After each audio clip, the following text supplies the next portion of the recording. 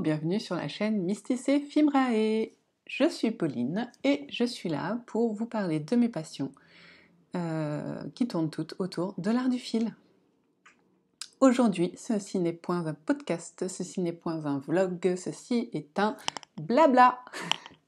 Vous êtes dans une nouvelle section de cette chaîne où nous allons discuter sur différents thèmes, toujours autour des arts du fil.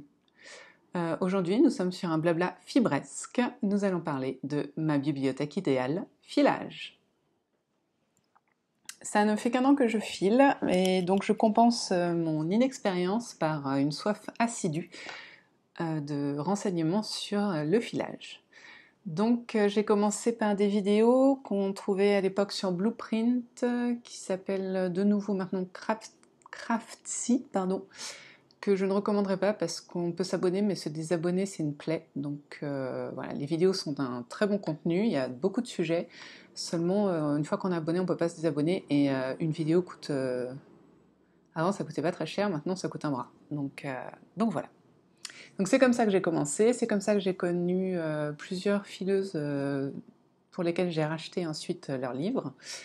Et du coup, maintenant que je vous ai montrer et dire un petit peu comment je me suis formée via l'ordinateur, je vais vous montrer un petit peu les livres que j'ai choisis. Alors, je vais organiser, attention, incroyable, ce podcast que j'ai préparé, et oui, grâce à mon petit cahier qui m'a été offert dans mon calendrier de l'Avent par Agathe. Donc Agathe, je crois que tu ne files pas, mais si jamais tu regardes cette vidéo blabla, sache que j'utilise ton cahier. Voilà, donc je vais ouvrir à la page bibliothèque, ma bibliothèque filage, pour vous parler. Donc l'organisation à peu près de ce blabla. Je vais donc vous parler d'ouvrages plutôt généraux sur la fibre dans un premier temps. J'ai oublié un livre, super. Ensuite, je vais vous parler d'un livre en lui-même qui est qui parle plutôt filage. Là, on sera plus trop sur la fibre, mais plus sur le filage, vous verrez, parce que je peux pas vous en dire plus sinon. Et puis ensuite, on parlera de la revue filage que j'ai trouvée et que j'utilise. Voilà. Donc, petite pause parce que j'ai oublié un livre. Voilà, nous y voilà. Entrons dans le vif du sujet et apprenons tout ce qu'il y a à savoir sur la fibre. Alors pour ça, j'ai 3 volumes à vous montrer. C'est passablement lourd. Hein. Nous avons en français La laine et les moutons en Europe. Voilà, vous avez les auteurs ici. Je vous présente ensuite The Fleece. Alors attendez, The Field Guide to Fleece. Si je ne mets pas la main dessus, c'est pas mal non plus. Voilà. Et enfin, The Fleece and Fiber Source Book. Voilà. Donc ce sont mes 3 basiques sur la fibre. Donc je vais vous parler un petit peu de chacun.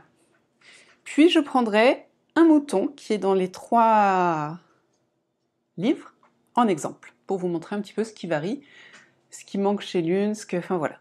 Donc commençons par les moutons et la laine en Europe.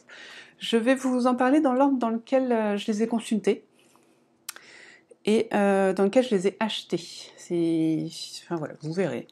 Donc j'ai commencé par du français. Voilà.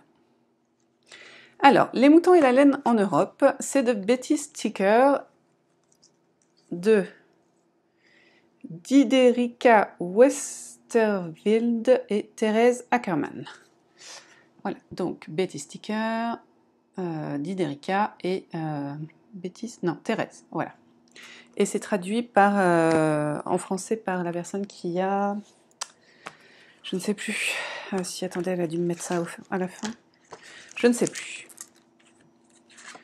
L'atelier Pure Laine, voilà. Trop beau. Donc, ce mouton, n'importe quoi, ce livre parle des moutons. Regardez-moi cette couverture avec les différentes fibres des moutons. Je trouve ça trop beau. Si je vous enlève ça, vous le verrez peut-être mieux. Voilà. Vous voyez ? On a les moutons. Trop mignon. Alors, Je ne vais pas vous dire exactement ce qu'on en fait, tout ça, machin. Je vais vous dire ce que j'en ai retenu. Et c'est plus, c'est moins. Voilà. Alors déjà, gros plus, c'est le seul en français. C'est quand même hein, la base. Ensuite, c'est une approche des moutons, clairement des moutons, qui est historique, sourcée, et on sent qu'il y a eu énormément de recherches. Vous voyez les origines, il y a des belles cartes. Voilà, on a vraiment l'origine du mouton. Enfin, c'est vachement bien fait. Voilà, c'est sourcé. On a des belles références bibliographiques. Et outre les recherches historiques, on a aussi, là, vous voyez, des recherches carrément scientifiques sur la laine. Donc on a le mouton, on a la laine, c'est vachement... Voilà, enfin, c'est très sourcé. On a une page très drôle, enfin très drôle. Si, on peut dire que c'est drôle, hein. Un peu indigeste, mais très drôle. Voilà, celle-là, là. Voilà, vous voulez comprendre ce que c'est un micron? Bah, c'est pas avec cette page que vous le comprendrez, mais au moins, ça vous donne une idée un petit peu de l'importance des recherches qui ont été faites. Voilà. On y trouve aussi les techniques d'utilisation des toisons. J'adore les mobilettes. Technique d'utilisation des toisons, la manière de trier une toison. C'est quand même assez important quand on se met à vouloir avoir une toison. C'est vrai que moi, l'année dernière, j'ai commis l'erreur de voir une toison chez quelqu'un que je connais. Je fais « Oh, je pourrais en avoir un peu pour filer, quoi, pour rigoler ». Sauf qu'à l'époque, j'avais pas ce livre et je savais pas qu'une toison, comment on dit, ça se trie, qu'on prend pas tout, que le nettoyage, j'avais regardé vite fait sur internet, mais enfin voilà, qu'il y a des parties qui de toute façon, chez le mouton, sont feutrées sur lui, donc ça sert à rien, voilà. Là on a une toison de base, quand elle est vraiment bien faite là. Donc des petites astuces, enfin, c'est vraiment bien fait sur cette partie de toison, je trouve ça super top. Voilà, regardez, il y a même à quoi on doit faire attention quand on a une toison devant soi, si la laine est cassante, si l'animal a été malade, comment la laver. Enfin, c'est vraiment, de ce point de vue-là, je trouve que c'est super. C'est très clair, c'est sourcé encore une fois, on sent qu'elles l'ont fait plusieurs fois, clairement. Je trouve ça très très sympa. On a les bases du vocabulaire technique du filage en français, donc ça c'est aussi un plus, clairement. On nous présente 165 moutons, donc c'est quand même énorme. 165, je trouve qu'on est quand même sur... une fois qu'on a déjà filé les 165, je pense qu'on est bien. Hein. Et les moutons sont triés par couleur, puis par type de toison. Et sur chaque page, chaque page de mouton, je vous montrerai après. Voilà. Donc ça, c'était un petit peu les plus, ce qu'il y a à savoir sur ce livre. Les petits côtés négatifs. Pour ma part, hein, c'est clairement pas, c'est mon jugement sur ce livre. Il y a beaucoup d'informations sur l'élevage du mouton. Clairement, c'est pas un truc qui me passionne, l'élevage du mouton. J'ai pas envie d'élever mon mouton. Voilà. Ensuite, il nous parle dans chaque mouton du rendu filé. Alors là, je suis un peu sceptique parce que le rendu filé, pour moi, diffère énormément suivant la personne qui fibre, suivant la volonté de la personne qui fibre, suivant la préparation de la laine. Donc cette partie-là, qui pourtant est la seule qui concerne le filage de la fibre finalement sur chaque mouton, eh ben, elle me laisse sceptique. Je vous en reparle après de toute façon. Petit négatif, donc c'est les moutons et la laine en Europe, donc ça exclut tout ce qui n'est pas du mouton. Et ça exclut aussi, quasiment, non, on a du buffle. On a du buffle et du yak, et du lapin. Bon, il y a quelques petits, mais bon, c'est quand même énormément de moutons. Qu'est-ce que je disais, pardon. Et donc, tout ce qui n'est pas européen, tout ce qui est nord-américain, tout ce qui est Amérique du Sud aussi, il n'y a pas. Et surtout, moi, ce qui me dérange, c'est qu'il n'y a pas d'index.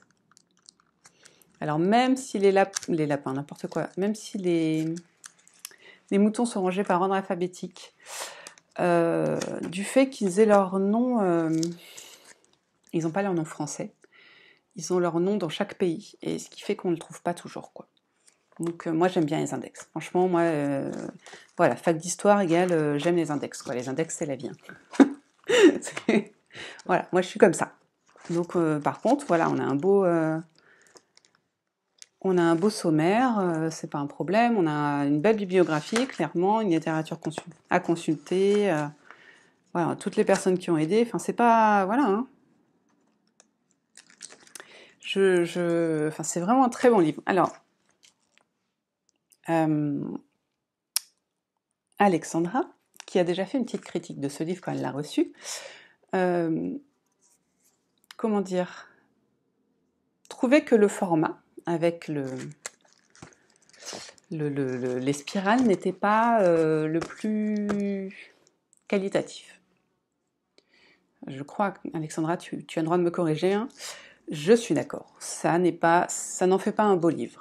Par contre, ça en fait un livre pratique. Parce que si j'ai besoin de mon mouton, je vais le prendre, je vais le poser, et puis, bon là forcément voilà, mais ça tient, j'ai pas à le maintenir, enfin c'est quand même pas mal. Et puis je crois que j'ai lu dans l'introduction que si elles ont choisi aussi de mettre ça, bon, c'est clairement aussi dû au prix, hein, même si pour avoir utilisé une relieuse, c'est l'enfer sur Terre, donc clairement parfois il vaut mieux juste payer voilà, une imprimante. Une imprimerie, pardon. C'est aussi, elles ont pensé que ça pouvait être pas mal pour rajouter, en fait. Leur idée, c'est d'en faire vraiment quelque chose, un livre qui évolue.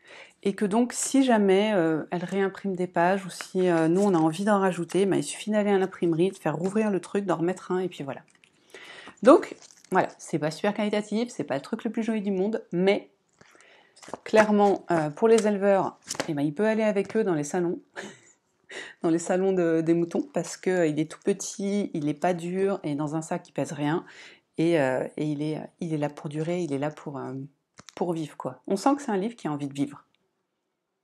Il va avoir la vie dure. Voilà. Donc ça c'était pour celui-ci. Je vous parlerai ensuite d'un mouton, hein, clairement. Ensuite, toujours dans l'ordre dans lequel je l'ai acheté, The Field Guide to Fleece. Donc, le guide de terrain, entre guillemets, to fleece, c'est des fibres. Non, c'est pas des fibres, les toisons, voilà, je crois. Voilà. Alors, celui-ci est de Deborah Robson et Carol Ecarius. Voilà, donc il est tout petit aussi. Alors lui aussi, il est fait pour venir avec nous dans les rencontres filage, clairement. D'ailleurs, c'est écrit aussi, hein, ils le disent, transportable. C'est écrit, sans toison de moutons et comment les utiliser. Donc voilà, il y en a 100. Donc un petit peu moins que dans celui-ci, hein, où il y en avait plus de 160, je crois. Donc bah, pour chaque... alors, là, clairement, autant celui-là, si je vous mets, hop, voilà, là on commence les moutons. Vous voyez, on a tout ça d'explications. Donc on a une 60aine de pages, en fait, d'explications de ce qu'est le mouton, ce qu'est la fibre, d'où vient le mouton, tout ça, tout ça. Celui-là, il y a 4 pages. Excusez-moi, je m'occupe de monter, parce que il va déjà être trop infusé, donc... non, je suis méchante, il n'y a pas 4 pages, il y en a 10. Voilà. Là, il y a 10 pages. Et encore. Non, il y a vraiment 4 pages de texte. C'est clairement pas pour apprendre à filer. On est d'accord. Hein. Là, on n'est pas sur... on a la base, ils nous disent quels sont les termes, ils nous disent enfin, vraiment en quelques mots les termes importants, ce que ça veut dire, et puis comment utiliser une guide, quoi. C'est vraiment... c'est un livre de poche à amener partout. Je regarde ce que je vous ai dit parce que je veux pas non plus en rajouter trop. Là, dans celui-ci, on a un index. Ah voilà, ça c'est sympa ça. Voilà, là on a l'index. Bien que ce soit rangé, ouais. C'est pourtant rangé en ordre alphabétique, mais on a quand même un index. C'est utile parce que certains, comme les Rambouillet par exemple, on le retrouve 10 pages différentes. Ou alors, dans l'index, on trouve aussi le pays d'origine. Par exemple, il y en a un, c'est... Dans U, il y a United States, excusez-moi. Donc ça nous permet de trouver tous les moutons qui viennent des États-Unis. Enfin, voilà.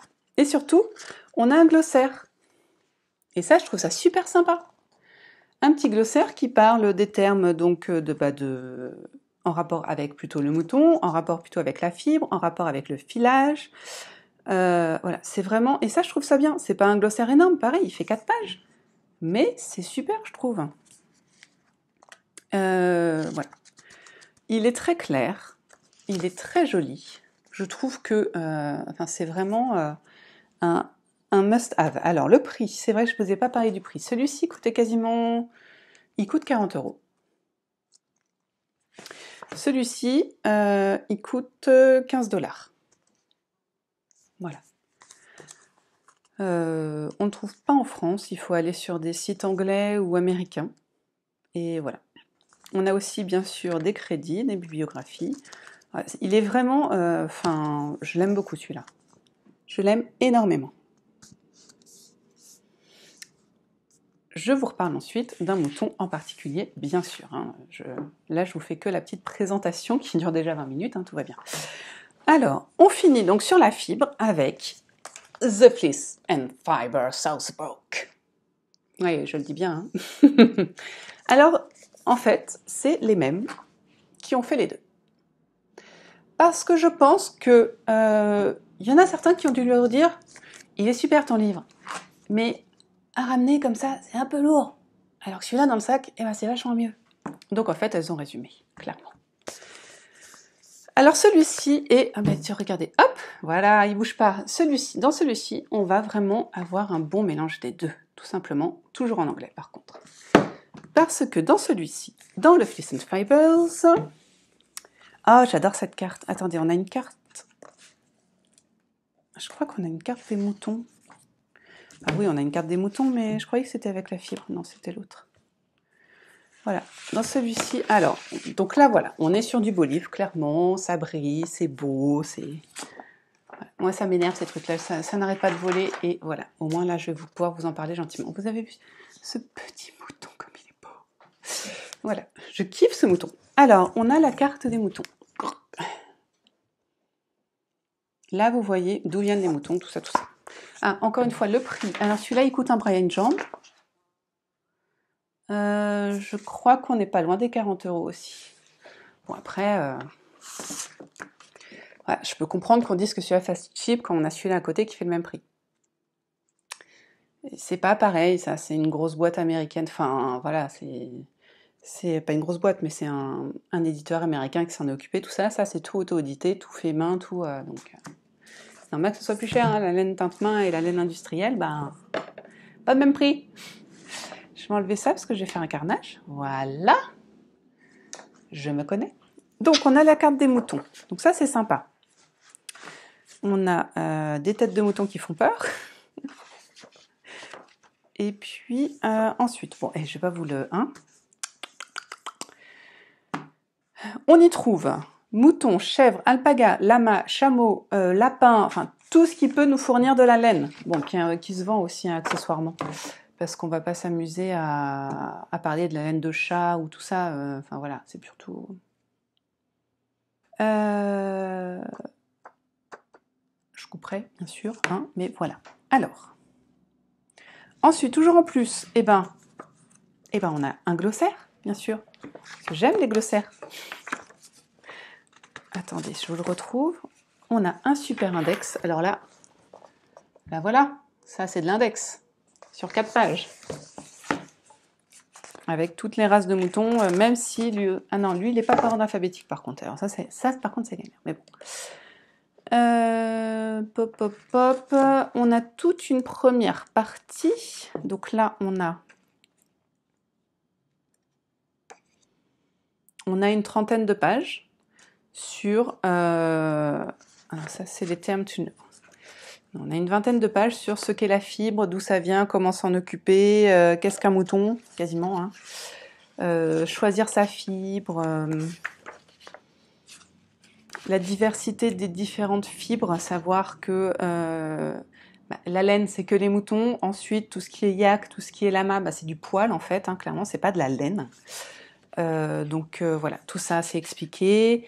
Il y a la biologie de la fibre avec un petit... voilà ce qu'est une fibre, comment c'est fait. Que ce soit... enfin voilà, comment elle est faite. Il y a les différents types de mesures qu'on peut prendre sur la laine. Les allergies, alors ça c'est un truc qu'on trouve dans chaque... Alors ça choque, je pense que ça choque beaucoup les fileuses que des gens disent qu'ils sont allergiques à la laine. Parce que dans tous les livres de filage, ils disent l'allergie à la laine, ça n'existe pas. Donc ça me fait rire. Ah, on a aussi, voilà, comment trier, comment tondre, comment trier une toison. Donc voilà. Mais ça, comment vous dire, si vous lisez l'anglais parfaitement, les petits outils pour faire sa fibre, préparer sa fibre, c'est pas mal. Si vous lisez l'anglais, ok. Si vous lisez pas l'anglais, partez sur celui-là pour ce genre d'infos entre guillemets, parce que effectivement, je lis l'anglais, il y a des trucs des fois je comprends pas exactement ce qu'ils veulent dire parce que les termes spécifiques au filage, bah, mine de rien, quand on va sur Google Trad, il connaît pas quoi. Ensuite, on a les terms to know, donc là, c'est tous les... Oui, je vous ai montré la photo, mais en fait, c'est ça qu'il faut que je vous montre là. C'est tous les termes en anglais qui dépendent du filage. Donc, cardé, la batte, c'est quoi? C'est la... Je trouve pas le mot. C'est un... Ah, ça m'énerve. Bon, je l'ai dans la tête, mais je trouve pas. Worsted, le twist, le woolen, le molt... Enfin voilà, les neppes, voilà, tout ça c'est des mots qu'on peut retrouver. Et c'est vrai que si on a envie de s'intéresser au filage américain ou anglais, ben ça peut être des mots qu'on ne va pas comprendre au premier abord, et de lire la définition, quitte à la traduire et à essayer, et ben ça peut être pas mal. Voilà. Les différents moutons, comment ils les rangent, voilà. Donc ça c'est assez... c'est court tout en étant assez bien construit quand même, et c'est toujours très joli. Ensuite, là, pour la première fois entre tous les livres que je vous ai montrés, ça n'est pas rangé, les moutons ne sont pas rangés par ordre alphabétique, ce qui est un petit peu perturbant. Ils sont rangés par type de mouton. Donc les types de moutons, on a les black-faced, donc vous connaissez le BFL, black-faced, BFL, black-faced, Leicester, je crois, Leicester, BFL quoi. Voilà, donc voilà, il y a la famille des cheviots. Donc les cheviots, c'est de la laine un peu rustique, mais très solide. Les Dorset, le Down, les Longwool, English Longwool, le Merino, le Feral, nord-américain, non, nord-européen, excusez-moi, les Welsh, et puis les autres de moutons et les autres de pas moutons. Après, on a les chèvres, goat crosses, les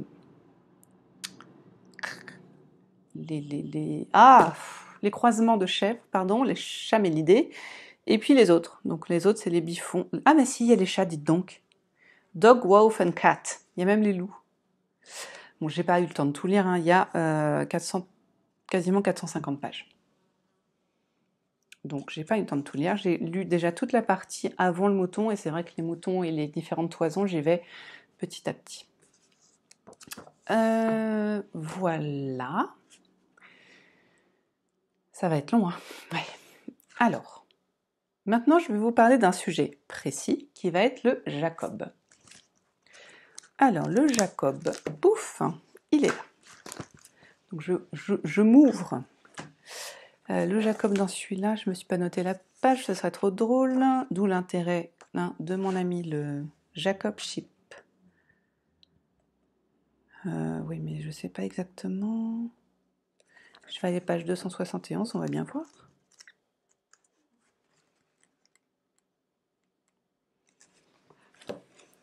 Alors, le Jacob, c'est un gros boulot hein, sur certains. Voilà. Donc, il y a 6 pages sur celui-ci. Et lui, donc vive l'ordre alphabétique quand même quand on est très pressé. Hop, le Jacob, il est là. Voilà. Bon, bah, allons-y. On y va. Je vous présente déjà le Jacob dans les moutons et laine en Europe. Alors, Vous voyez, il y a peu de choses, clairement. Donc, et encore dans ce peu de choses, il y a quand même surtout de l'élevage. Donc là, c'est ce qui m'ennuie un petit peu dans ce livre. Donc, nous avons la tête du Jacob, nous avons sa toison, nous avons ici les informations sur sa toison qui sont son poids, le poids de la toison, la longueur de la fibre et la finesse en microns. On a ici les possibilités de feutrage et là, nous avons un exemple de filage. Voilà. Je vous parle du Jacob parce que j'en ai déjà filé pas mal. Pour ça que... Et donc, qu'est-ce que le mouton Jacob? Alors, je vous fais un petit résumé histoire de vous dire si tout fait pareil. Donc, c'est un mouton qui est tacheté. D'où vient son nom? Bon, ok. Ah, il nous parle de sa posture, il nous parle de ses cornes qui ont de ses taches, donc. Et ensuite, une ligne sur la toison qui est ouverte, aérée, brillante, qui a un bon toucher. Voilà. Et parfois, il y a du jarre, qui est un terme technique que je vous laisserai chercher. Le jarre, c'est un petit peu les poils, un peu... Enfin, c'est justement ce qui n'est pas de la laine, ce qui est plutôt du poil dur et très inconfortable, et c'est ça qui pique. Voilà. Allez, je suis sympa. Ensuite, ils nous disent que ça feutre bien, que le micron, tout ça, clairement, on va le trouver partout. Normalement, c'est à peu près le même partout, sinon c'est un problème. Et que ça fait des mèches claires et foncées qui sont mélangées parce que du coup, il est multicolore. Voilà. Donc, vous voyez, en filage, j'ai une phrase qui dit qu'en gros, c'est facile de filer à peu près le Jacob. Voilà. Donc, c'est un peu... Moi, je suis pas éleveuse de moutons, clairement. Savoir d'où vient historiquement le Jacob, pourquoi pas. Mais voilà, moi, ce qui me manque vraiment dans ce livre... Et après, il a été vendu comme ça, ils l'ont bien dit. Hein, dès le début, ils ont dit « ça n'est pas un livre de filage ». Donc, ce n'est pas une critique sur le livre, c'est une critique sur ce que moi, j'attendais. Et que je n'ai pas eu parce que ça n'était pas censé être dedans. Hein, voilà. Voilà, donc un petit peu short sur le filage, celui-ci. Par contre, top pour apprendre les bases de ce qu'est la laine, d'où elle vient, d'où viennent les moutons et comment trier sa toison. Donc ça, c'est... Voilà, le Jacob. Donc voilà, on a... et ça, c'est pour tous les moutons qui sont présents. On a ça, c'est une page type. Ensuite, Field Guide to Fleece, donc le Jacob, il est sur ces 2 pages. Donc là, on a déjà un petit peu plus de texte, vous remarquerez. Alors, le mouton... Hop là, pardon. Le mouton, je vais essayer de vous montrer les deux. Voilà. Donc a priori, on est sur le même mouton, hein, ils se ressemblent les deux. Et là, on a les toisons. Vous remarquerez le petit mètre. Moi, je trouve ça super vieille, je trouve ça top. Pour nous montrer un petit peu sur les différentes couleurs de la toison du Jacob. La possibilité de taille. On a là les infos nécessaires à regarder en un coup d'œil. Et là, des petits tips. Voilà. Et là, on a l'histoire du mouton. Alors. Là, c'est vraiment filage, quoi. On est sur du filage à 100%. Donc, il ne nous parle pas plus que ça de ce qu'est le Jacob. Il nous parle direct, on est direct dans le filage. Il nous parle des locks, comment on dit les locks? C'est les bouclettes, en fait, qu'on peut trouver aussi. Ils nous disent comment elles sont, comment les utiliser, comment les combiner, si on doit diviser les couleurs. Enfin, c'est vraiment... Il y a à chaque fois un petit effect of dye. Donc, on est préparé psychologiquement si on veut l'atteindre. Et à quoi on peut l'utiliser? Il y a le best uses. Donc, ils nous disent... ils disent, attention, c'est pas forcément le plus facile pour être régulier. Donc, peut-être commencer par des petits projets, des gants, ce genre de choses. Et une fois que vous avez bien travaillé la fibre, vous pouvez faire des plus gros. Mais voilà, il va être bien pour des...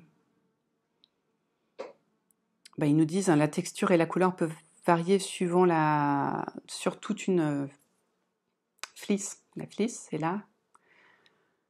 Toison, excusez-moi. Donc il faut prendre vraiment plus de fibres que nécessaire parce que voilà, ils nous disent d'où ça vient, donc le poids de la toison, l'échantillon de la fibre, le diamètre. Donc là, on est à... Ah, c'est drôle. Donc sur le laine et mouton d'Europe, on va à une finesse de 26 à 33 microns, et là de 25 à 35. Donc il y a, voilà, les différentes couleurs, on peut noter des petites choses, et après ce qu'il faut savoir sur le mouton. Donc c'est très clair, il y a plus de texte que dans l'autre, clairement, et je trouve que déjà on est beaucoup mieux préparé à filer ce mouton. Enfin ce mouton, non, sa fibre. Voilà, je voulais voir si j'avais mis quelque chose. Non, je pense que c'est bon, j'ai rien mis de négatif là-dessus. Ensuite, là on part sur quelque chose de plus lourd, entre guillemets, le Jacob. Donc là on a d'où vient le mouton, clairement, hein, pourquoi on l'a appelé comme ça, tout ça, tout ça, tout ça. Ensuite on a... bon, le Jacob, c'est un lapin, n'importe quoi, un mouton qui a été très étudié, très, très sélectionné, donc voilà, il nous explique un petit peu les différentes formes de... Voilà, et ensuite, là on a la partie vraiment info filage, quoi. On retrouve ce qui était là-dedans, parce qu'en fait ça, ce n'est qu'un résumé du gros livre, mais du coup, bah, en plus expliqué. Donc on retrouve le poids de la fibre, de la toison, l'échantillon. C'est dur de faire la traduction en fait en même temps que je vous parle en français et de lire en anglais. Le diamètre de la fibre, donc les microns, les caractéristiques des bouclettes et les couleurs. Voilà. Et donc là, on a quand même... Donc ça, je vous ai dit un côté. Et ensuite, on a quand même tout ce côté-là qui nous dit comment utiliser cette fibre. Et c'est vraiment très clair, quoi. Comment la... Donc on retrouve la teinture. Donc là, il y a un petit peu plus d'infos. Comment préparer... des petits conseils pour préparer et filer. Et aussi, ben, comment le tricoter. Voilà. Donc c'est vraiment très très très complet. Par contre, effectivement, là on est sur du lourd entre guillemets d'un point de vue anglais. Voilà. Après, quand on s'est tapé 2-3 moutons, c'est bon, hein, je pense qu'on a le... Mais au début, faut avoir envie de rentrer dedans, quoi. Et puis, ça va pas être un livre qu'on va lire en se couchant le soir. Parce qu'il pèse son poids, quoi. Donc, ni qu'on va amener n'importe où, parce qu'il est vraiment très beau. Donc, voilà. Donc, pour moi, les 3 sont utiles. Et les 3 sont sympas à avoir. Voilà. Chacun pour ses différentes infos, mais tous très importants. Petite pause boisson, parce que là ça fait une demi-heure que je cause, que je fais mes bras aussi. Allez, maintenant nous allons passer à la deuxième partie qui est ma bible filage peut-être, mon guide de filage, ce pourquoi... voilà. Donc, voici mon Yarnitecture. Voilà. Alors, le Yarnitecture, c'est un livre déjà de Gillian Moreno, qui est donc très connu dans le milieu, donc qui travaille beaucoup sur l'architecture en fait de la fibre et de comment construire sa laine. Et donc elle a pris le parti dans ce livre de traiter de la laine, de la fibre, enfin du filage quoi, comme s'il s'agissait, excusez-moi, de construire une maison. Donc, d'où le yarnitecture, c'est l'architecture de la laine. Comment construire sa laine. Voilà. Alors, donc chaque chapitre va finalement refléter un travail d'architecte et de création finalement de cette laine. Donc on a d'abord le blueprint. Alors le blueprint, c'est le plan d'architecte en fait, qui est la vision qu'on a du filage. Voilà. C'est ça, hein. Ensuite, donc une fois qu'on a fait le plan, donc en gros qu'on sait à peu près ce qu'on veut faire dans la tête, à peu près qu'on maîtrise l'outil, voilà. Les fondations. Donc là, sur les fondations, on va parler des différents types de fibres. C'est tout en fait, des différents types de fibres. Que ce soit du mouton, que ce soit des chameaux, que ce soit du synthétique, de la... Voilà. Là, c'est les fondations. La fondation, en fait, c'est savoir choisir la fibre dont on a besoin pour ce qu'on veut faire, finalement. Parce qu'on ne va pas utiliser de la soie si on a besoin d'un tricot qui se détend énormément, je sais pas, comme le ferait un alpaga. Ouais, c'est ça qu'elle explique, à peu près. Hein. Ensuite, the frame. Alors, the frame, vous allez chercher, c'est le cadre. Donc c'est les premières briques pour savoir comment on va faire la maison, quoi, en gros. On est sur une base de maison américaine, hein. C'est important. Donc the frame, c'est en gros mettre les poteaux dans le sol pour ensuite pouvoir mettre les murs, quoi. Les fondations, c'est la préparation de la fibre. Donc bah, là, clairement, on a le woolen versus worsted, donc le... Ah, je l'ai en plus, je l'ai noté peut-être. Oui, cardé contre peigné. Voilà, donc là, elle nous explique ce que c'est de la laine cardée, ce que c'est de la laine peignée. Il y a tout un truc sur la soie. Donc ça prend quand même 10 pages, mine de rien. Enfin, si vous voyez, là, c'est cette petite partie-là, mais c'est quand même la base. Donc c'est 10 pages. Enfin, il ne faut pas croire que... c'est pas parce qu'il n'y a que 2 lignes dans la table des matières que ça n'est pas important. On passe ensuite à la construction des murs. Et alors là, bah là, on file. Voilà. Pour faire les murs, on file le single. Donc on va apprendre le thick or thin, on va apprendre la préparation du filage, on va apprendre les ratios, on va apprendre le triangle de filage. Enfin, voilà. C'est très très... je vais juste vous montrer... on va à les pages 40...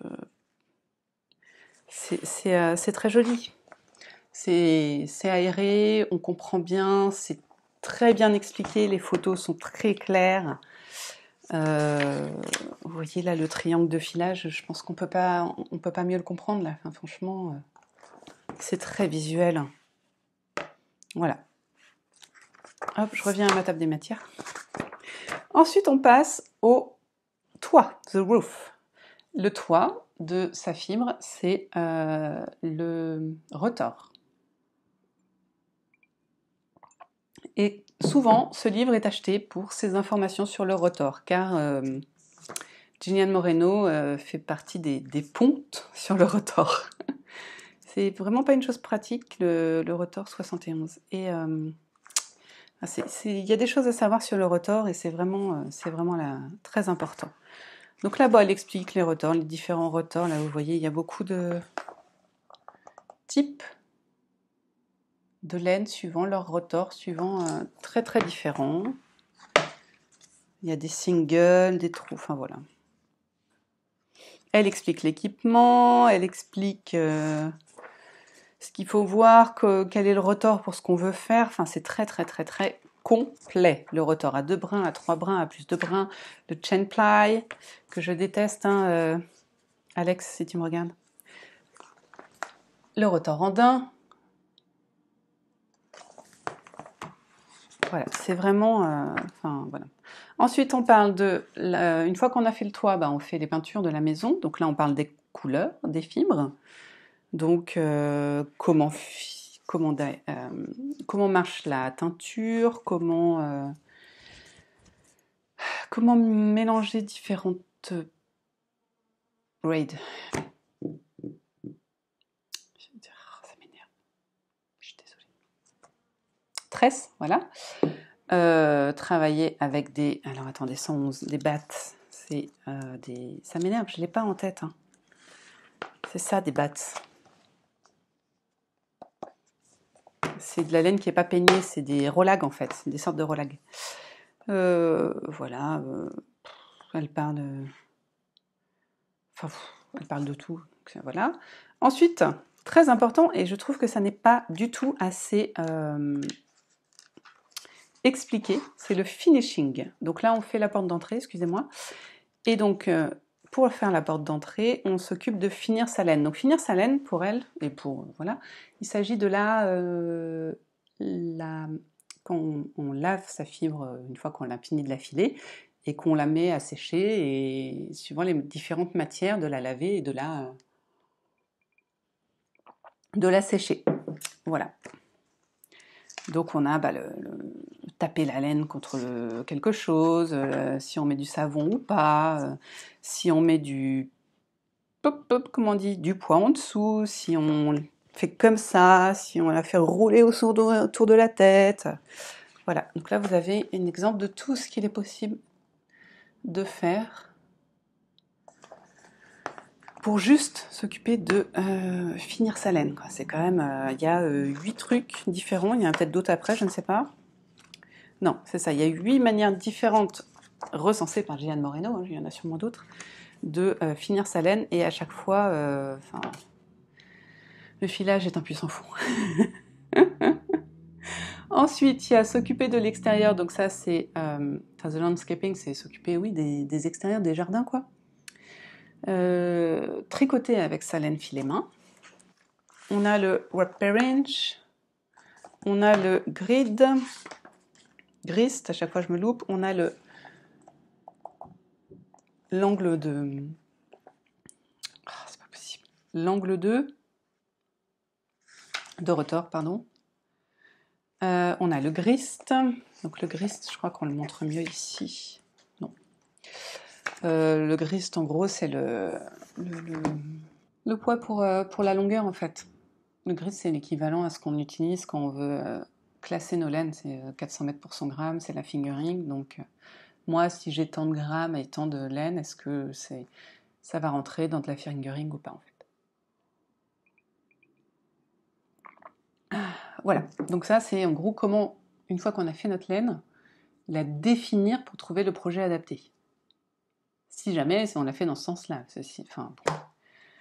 C'est tout un monde, hein, le yarnitecture. Et ensuite, on a des patrons. Il y a 12 patrons. Et alors, ça va du collier. Voilà. Hein, alors, il y a du châle. Je vais vous en montrer 2 que j'aime beaucoup. Il y a des petites chaussettes.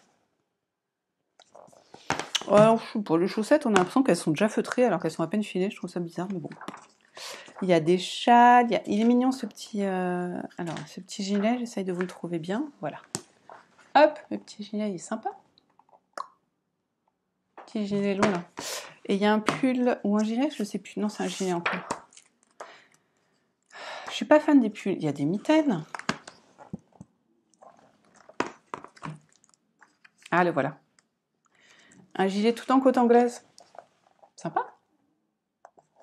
Fité et tout. Alors, ce qui est super dans ces patrons, c'est que c'est des patrons faits pour le filet main. C'est-à-dire qu'ils vous expliquent, bon, il y a les tailles, il y a donc la fibre, et donc, oui, mais par contre, il y a aussi la fibre utilisée là, pour ce modèle-là, la quantité de cette fibre utilisée pour ce modèle-là, parce que mine de rien, voilà, il y a une description de la laine, donc 2 ply, enfin là, c'est pour celle que je regarde, hein, il y a le nombre de wrap pairage, le nombre de YPP, comment il a été filé, comment il a été fini, la quantité de laine que ça a donné du coup, et du coup après l'échantillon, ça on retrouve, et ensuite on a le patron de tricot, voilà. Donc c'est plutôt pas mal d'avoir l'info de quelle a été la quantité et vers quoi il faut tendre surtout. Ouais, c'est pas mal ça. Donc yarnitecture, c'est vraiment top pour apprendre à filer. Si vraiment vous voulez progresser dans le filage, le lire c'est vraiment top quoi. Il y a des images super, c'est vraiment super sympa. Le yarnitecture, moi c'est le premier que j'ai acheté. Ça fait très longtemps que je voulais le Fleece and Fibers, mais il était vraiment cher et dans mon idée, en fait, il fallait d'abord que je progresse dans mon filage avant de progresser dans ma connaissance des fibres de mouton. Voilà, nous y sommes. Maintenant, je vais parler de ma revue filage. Enfin, ma revue filage, c'est pas la mienne, hein. C'est celle à laquelle je suis abonnée. Je suis abonnée à la version, comment on dit, numérique du magazine Ply depuis ce numéro-là. Donc depuis le début de l'année, enfin depuis l'été dernier. C'est l'automne 2020 celui-là. Ce magazine est un magazine américain qui traite de différents sujets, toujours en rapport avec le filage. Donc pour chaque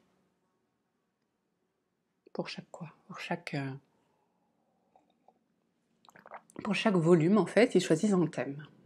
Donc j'en ai eu 3 là, j'ai eu les basiques, la laine chaude en deuxième, le troisième j'ai eu filet avec un rouet électrique, et le dernier que je n'ai pas encore lu, que je n'ai pas encore ouvert, je ne sais plus de quoi il parle.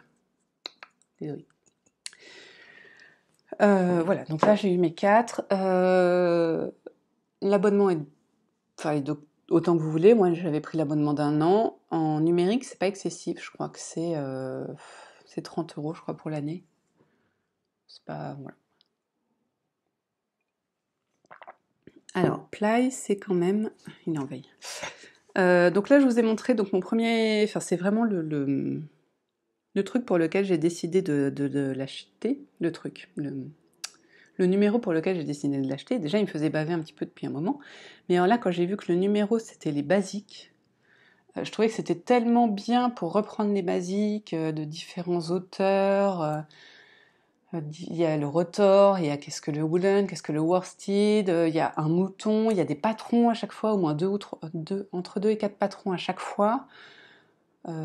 Toujours avec cette même idée que ceux du architecture, donc il nous explique quelle a été la fibre choisie, pourquoi, comment il a été filé.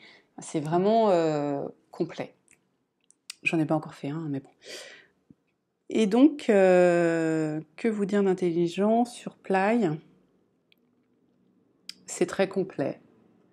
C'est vraiment sympa. Je vais essayer peut-être de vous trouver la table des matières si je... Oui, donc c'est très complet. Donc ça remplit un thème à chaque fois. Bon, ma liseuse est décédée, donc je vais pas... Voilà. C'est en anglais, parce qu'il n'y en a pas en français.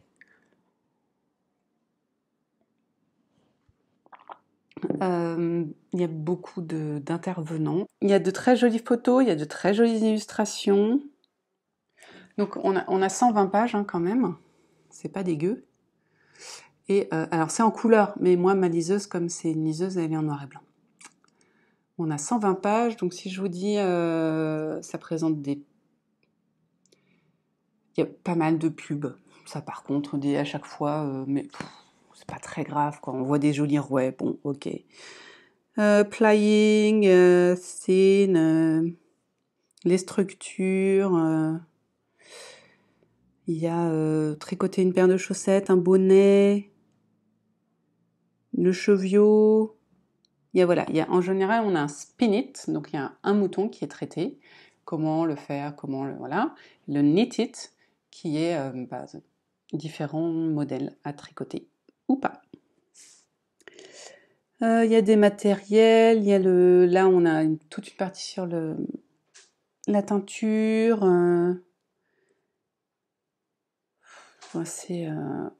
Il y a la communauté, il y a des extras, il y a des... Ouais, il y a tout ce qu'il faut. Enfin, c'est vraiment tellement complet. Et sur leur site, vous avez la possibilité d'acheter en réel ou en dématérialisé aussi tous leurs anciens numéros. Donc, ma foi, ça vaut pas le coup de se priver, quoi, parce que c'est pas excessif. C'est vraiment pas excessif, surtout en dématérialisé. Ça coûte pas si cher. Bon, ça fait 1 heure que je vous parle de livres. Je vous avoue que j'ai la tête grosse comme ça. Je n'en peux plus. Je vais donc arrêter ce blabla fibresque pour aujourd'hui. J'étais très contente de pouvoir vous parler de mes différents livres. Voilà, désolée, je vous ai donné un gros coup de dent. De mes différents livres et revues de filage. J'espère que ça vous aura donné des idées, que ça vous a donné envie peut-être d'acquérir un de ces livres, ou pas, ou que ça vous a dit « Ah bah tiens, finalement c'est pas ça que j'attendais, donc je vais pas l'acheter ». L'idée étant de vous informer. Voilà, bon bah je vais... J'ai rien d'autre à vous dire, bah, n'hésitez pas, voilà, il existe beaucoup d'autres choses sur le filage, surtout même sur le filage, comment on dit, d'art, un peu extravagant, je sais pas comment on dit, j'ai plus le truc en tête. Seulement, bah, voilà, très peu en français, et puis bah, moi, c'est pas vers ce filage-là que je tends, en fait. Je tends vers un filage de tricots normaux, entre guillemets. D'ailleurs, là, dans le Yarnitecture, il y a un pull enfilé un petit peu en sequencing, et bah, moi, ça me dit rien, quoi. Il n'est pas en plus gros à un moment. Moi, c'est pas ce que j'ai envie d'avoir, en fait. J'aime les trucs que je file moi, et on peut me dire « Ah, tu l'as acheté où ?» C'est moi qui l'ai filé, c'est moi qui l'ai tricoté. Voilà. Donc voilà, n'hésitez pas à vous renseigner sur ce qui existe aussi comme autres livres, parce que moi voilà, j'ai choisi cela, mais il en existe énormément, donc vous pouvez choisir ce que vous voulez. Bah, si jamais vous avez d'autres livres à me conseiller, n'hésitez pas. Je serais ravie de voir d'autres informations sur le filage.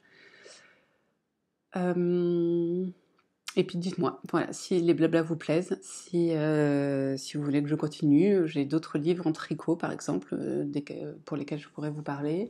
Voilà, j'ai d'autres petites idées comme ça. Je ferai bien des petites vidéos à thème aussi, blabla sur un projet, pourquoi pas filer, tricoter. Je vous avoue que j'en ai en tête, hein. Ouais, vous savez. Donc voilà, je pense que ça peut être sympa voilà, de discuter avec vous autrement. Donc sur ce, eh bien écoutez, tricotez bien, filez bien, cousez bien, brodez bien, voilà, vous faites bien ce que vous voulez de vos 10 doigts. Et si vous n'avez rien envie de faire et plutôt buller devant un podcast ou Netflix, c'est très bien. Profitez de votre temps libre comme vous l'entendez. Sur ce, à très bientôt. Salut.